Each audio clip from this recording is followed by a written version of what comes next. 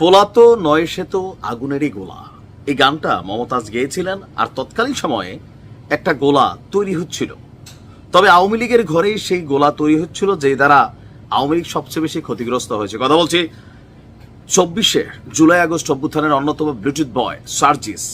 তবে মাঝে মাঝে নিজের পছন্দ না হলে অতিরিক্ত কথা বলতে বলতে এমনটাই বলে যে আওয়ামী লীগ নিয়ে বলতে বলতে, বিএনপি নিয়ে বলতে বলতে, ঠিক দেশের সর্বোচ্চ যে জায়গা আদালত নিয়েও একটা বিরূপ মন্তব্য করে বসছিল। তবে সব জায়গায় যে বিরূপ মন্তব্য করতে নাই, সেটা এবার তিনি টের পেতে যাচ্ছেন। যদি ক্ষমা প্রার্থনা না করে, তাহলে আমার ধারণা সার্জিস গ্রেপ্তার হবেন। যদিও জামিন পেয়ে যাবেন, কিন্তু গ্রেপ্তার হবেন, কারণ আইনের কাজই হচ্ছে সবাইকে লাইনে আনা। আপনাদের খেয়াল আছে, মেয়র ইশরাক, তিনি মেয়র হন, এনসিপি মনে প্রাণে চাই না, মুখে মুখে যাই বলুক। সরকারে থাকা তাদের উপদেষ্টা তারাও চায় না, সরকার নিজেও চায় না বিএনপির দাবি, আর এনসিপি তো চাই না। তো যখন মেয়র ইশরাক এনসিপির দেখানো পথে যমুনার সামনে তার যারা সমর্থকরা আছেন সেখানে আন্দোলন করছিলেন, নিজেও সেখানে গেলেন। পরবর্তীতে দ্বিতীয় দিন তৃতীয় দিন সম্ভবত টানা আন্দোলনের পর আমাদের আপিল বিভাগ থেকে সম্ভবত একটা রায় আসলো যে মেয়র ইশরাকি মেয়র হবেন।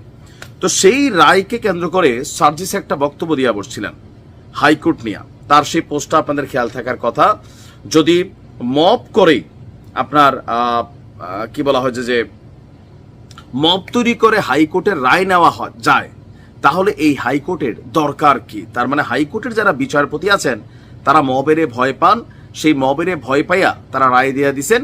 তাহলে তো ভাই দেশে আর আইন আদালত দরকার নাই, আর এই বিচারকদেরও দরকার নাই। তার বক্তব্যের মিনিংসটা সোজা বাংলায় এমনই ছিল, মানে বিচারক ভয় পেয়েছেন, মবের ডরে তিনি এই সিদ্ধান্ত বা রায় দিয়েছেন।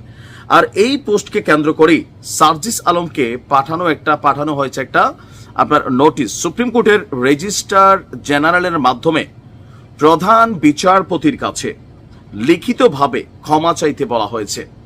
একই সঙ্গে নোটিশ পাওয়ার 2 ঘন্টার মধ্যে সংবাদ সম্মেলন ডেকে সার্জিস আলমকে প্রকাশ্যে ক্ষমাও চাইতে হবে। নোটিশ পাওয়ার পর সার্জিস পাত্তা দেয় নাই, সে ক্ষমা চায় নাই। তো এখন যখন নোটিশ পাওয়ার 2 দিন হয়ে গেছে, সার্জিস ক্ষমা চায় নাই, সে কারণে সার্জিস আলমের বিরুদ্ধে আদালত অবমাননার আবেদন করা হয়েছে। বাংলাদেশের বিচার ব্যবস্থা কতটুকু স্বাধীন, এটাও একটা এখন দেখার বিষয় হয়েছে যে এটা কি আসলে আদালত অবমাননার মতন ঘটনা হয়েছে কিনা। নিঃসন্দেহে এটা আদালত অবমাননার ঘটনা হয়েছে। এখন সার্জিস আলমের বেলায় হয়েছে কিনা এ নিয়ে আপনার আমরা যদি দেখি, 28 মে বিচারপতি ফাহমিদা কাদের এবং বিচারপতি মুবিনা আসাফের হাইকোর্ট বেঞ্চে আবেদনটি দায়ের করেছেন আইনজীবী মোহাম্মদ জসিম উদ্দিন। গত শনিবার হাইকোর্ট নিয়ে বিরূপ মন্তব্যের ঘটনায় প্রধান বিচারপতির কাছে যখন এই ঘটনাগুলো নিয়ে লিখিত লিগেল নোটিশ পাঠানো হয়, আর সুপ্রিম কোর্টের আইনজীবী মোহাম্মদ জসিম উদ্দিন তিনি এই লিগেল নোটিশ পাঠান, কিন্তু 22 মে ইশরাক হোসেনকে, আচ্ছা যাই হোক, আমরা এখন এইটা নিয়ে সার্জিস আপনার কোনো রকম ভূমিকা রাখেনি। তিনি এখন উত্তরাঞ্চলে আছেন। উত্তরাঞ্চল কত বছর ধরে কি বলা হয় যে সাপোর্টিং পাচ্ছে না, নানান সুযোগ সুবিধা থেকে বঞ্চিত হচ্ছে, এই জিনিসগুলো নিয়ে তিনি কাজ করছেন। দরকার উত্তরবঙ্গের, আসলে আমি জানি না, প্রত্যেকটা সরকার অনেক অবহেলা করেন। আমরা বিভিন্ন জন কাজ করি উত্তরবঙ্গে, বিভিন্ন চ্যারিটি কার্যক্রম করি, আসলে কিন্তু এই এলাকাগুলোর অবস্থা খুবই কাহিল।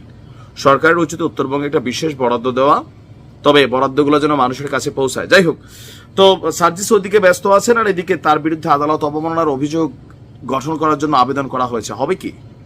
তবে আমার ধারণা হবে, আর এটা সরকারের নিরপেক্ষতা প্রমাণের জন্য করতে হবে। আইন আদালত এগুলো যেটা রুলসে চলে, আর যদি না করে তাহলে আইনজীবীরা বলছেন যদি সে আদালত অবমাননার আবেদন তৈরি হয়ে যায়, তারপর সে ক্ষমা না চায়, তাহলে তাকে গ্রেপ্তার করা হবে। পুরো বাংলাদেশ আওলাই যাবে।